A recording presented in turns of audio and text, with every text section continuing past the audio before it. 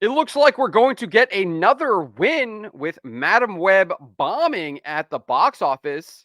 So says the long range tracking predictions from Box Office Pro.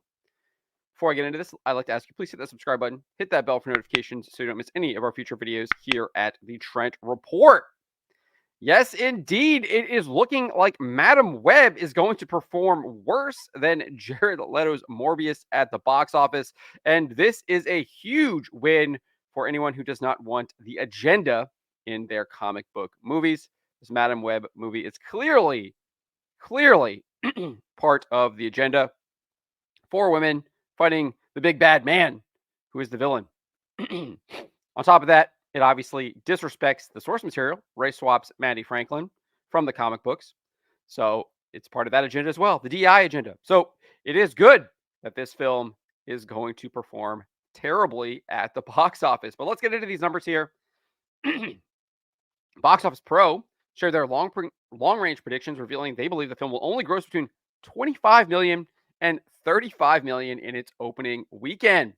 Furthermore, the outlet claims that it will only gross between 56 million and 101 million in its entire run at domestic theaters. So, absolutely terrible predictions here.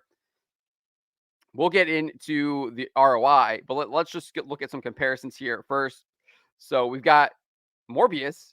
It actually grossed 39 million in its opening weekend and went on to earn 74.8 million at the domestic box office. It grossed 162.7 million globally. It lost money for Sony, given it had like a $75 million production budget.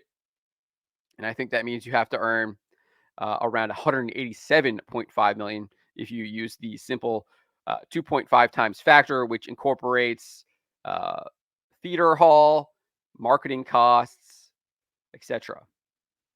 So it lost money, did not break even. It did not hit that 187.5 million.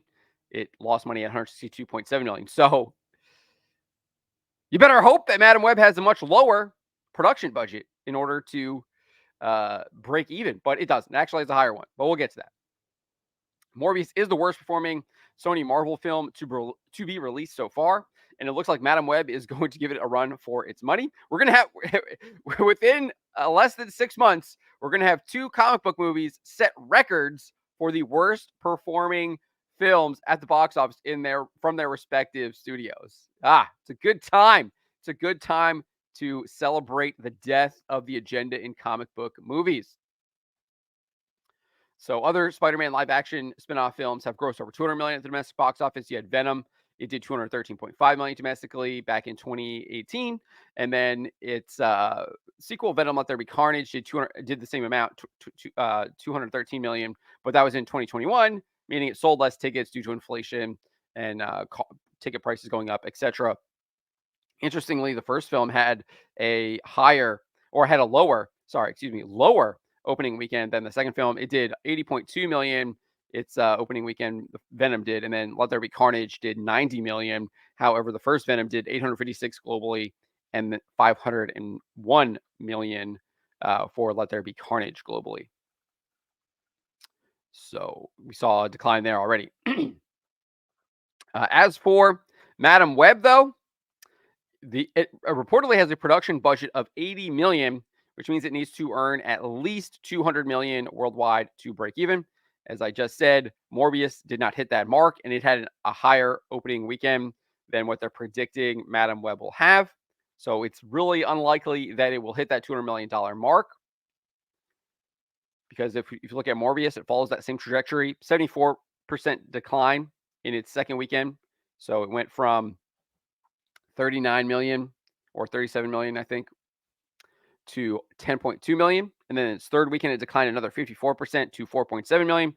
Fourth weekend, it topped out at 2.3 million, which was a decline of 51%. So if Madam Web follows the same trajectory and these box office tracking numbers are correct, it will not make money. It will lose millions of dollars for Sony. If we look at the Marvels, which we just saw, it didn't even make $200 million, and it had an opening weekend of 46.1 million.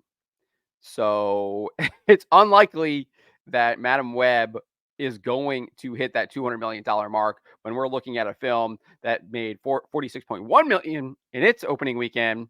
And Box Office Pro is predicting on the high end, Madam Web will do 35 million in its opening weekend. So it's really unlikely that it will hit that $200 million mark, especially if it follows again same trajectory as something like Morbius or something like the Marvels, because the Marvels had a similar trajectory to Morbius, 78% decline in its second weekend to just 10.1 million domestically, and then it declined another 38% in its third weekend to 6.3 million. So it didn't decline as much as Morbius, but it had a much larger fall off in its fourth weekend, declined to 60% and brought in 2.5 million. So very similar, similar declines between Morbius and the Marvels. The only real big difference there is that third and fourth weekend, where Morbius had a higher drop off in his third weekend, the Marvels did not, whereas the Marvels had a much higher drop off in its fourth weekend, where Morbius was a little less.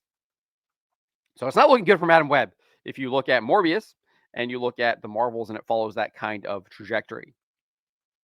Now, who knows if it follows that trajectory or not?